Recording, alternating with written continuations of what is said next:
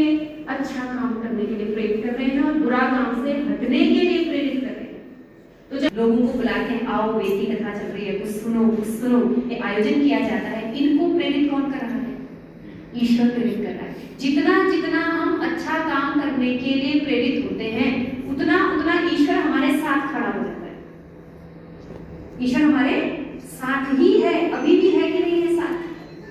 अभी भी ईश्वर हमारे साथ ही है, लेकिन हमको लगता है कि नहीं वो विशेष जगह मिलेगा। अभी भी हमारे साथ है। जैसे ही हम अच्छा काम करेंगे, ईश्वर अंदर से हमको प्रसन्नता प्रदान करेगा। क्या करेगा? अंदर से प्रसन्नता प्रदान करेगा, यानी अंदर ही बैठा हुआ है। और जब जब भी हमको अच्छा काम करने में प्रसन्नता हो, तो हमें समझ लेना चाहिए कि ये किसकी आवाज है?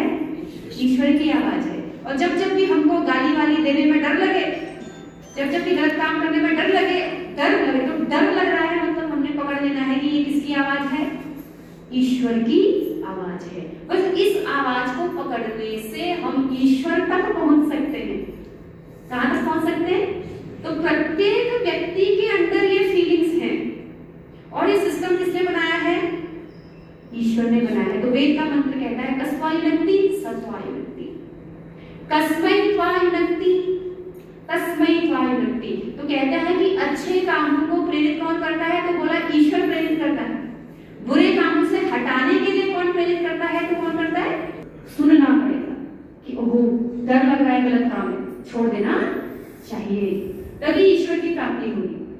तो फिर किसके लिए व्यक्ति अच्छा काम क्यों करता है? साथ में कुछ भी करते हैं तो उससे हमको कुछ मिलना चाहिए। बिना मिले तो व्यक्ति तो कुछ ना करे। पता बदले में क्या मिलेगा? क्या क्या बदले में क्या मिलेगा? ईश्वर की उपासना करने तो स्वार्थी है। क्या है मनुष्य? स्वार्थी है, ठीक है ना? इसीलिए तो कहता है मां मुरादे पूरी कर दे, हलवा काटूंगी। कहता है कि नहीं कहता है? तो वो ईश्वर को मैं तुझे हलवा चढ़ाऊंगा बांटूंगी, लेकिन अगर मुरादें पूरी नहीं करे तो फिर हलवा भी नहीं बांटूंगी। तो यानी हम ईश्वर के सामने क्या लेकर के जाते हैं? अपनी मुरादें लेकर, इच्छा पूरी कर दे मेरी, ये इच्छा पूरी कर दे मेरी, ये इच्छा पूरी कर दे। कहते हैं कि नहीं कहते? मेरे बेटे की नौकरी लग जाए, हमारा बिजनेस ठीक से चले, मेरा बेटी ये हो जाए, मेरा एक पोता हो जाए, मेरा ये हो जाए, मेरा वो हो जाए।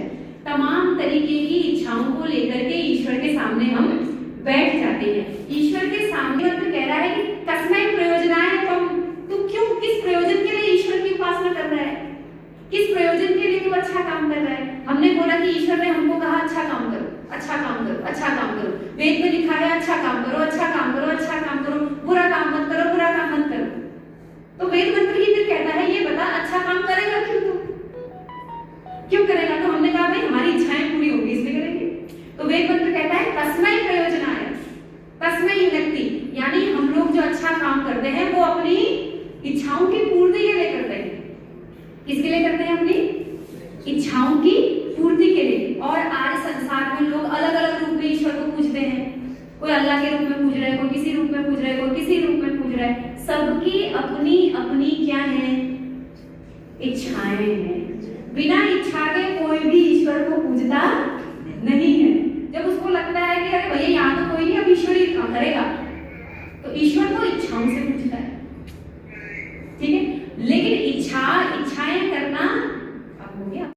11वें दिन से कथा चल रही है और ये कथा 14 अगस्त तक चलेगी। मेरी माताओं बहनों से प्रार्थना है कि हमारे बीच में जो कथा अब चल रही है, बहुत ही सुंदर कथा चल रही है, अच्छी कथा चल रही है, और आप जहाँ पर जरूर आए। आचार्य रियाक्षा जी जो है, आप हरियाणा से यहाँ पधारी हैं, बहुत ही सुंदर कथा, छोटी उम्र है आपकी, और वेदों के हिसाब से वो कथा यहाँ पर कर रही है। मेरी माताओं बहनों से प्रार्थना है कि आप समय पर पहुँचें। 3 बजे से लेकर 5:30 तक ये कथा चलती है। जो हमारी वक्ता हैं बहन जी, वो 3:30 बजे ठीक मंच पर बोलना शुरू करती हैं और 5:30 बजे की समाप्ति होती है। उसके बाद आरती होती है, शांति पाठ होता है और सत्संग समाप्त होता है। मेरी माताओं बहनों से यही प्रार्थना है कि आप लोग से ठीक समय पर आएँ और वेदों के हिसाब से कथा सुने। श्रावण मास की अमृत कथा का एक अलग इस महीने में सुनने का एक तरीका है, और आप जहाँ पर आएँ और ये श्रावण मास की कथा को सुने। मेरा फिर माताओं बहनों से प्रार्थना है कि जितने भी माताएं बहनें रोज आ रही हैं, मैं उनसे ही प्रार्थना करता हूँ कि वो अपने साथ एक एक दो दो को लेकर साथ आएं और इस कथा का प्रचार खूब करें। आपको खूब ईश्वर की ओर से पुण्य प्राप्त होगा।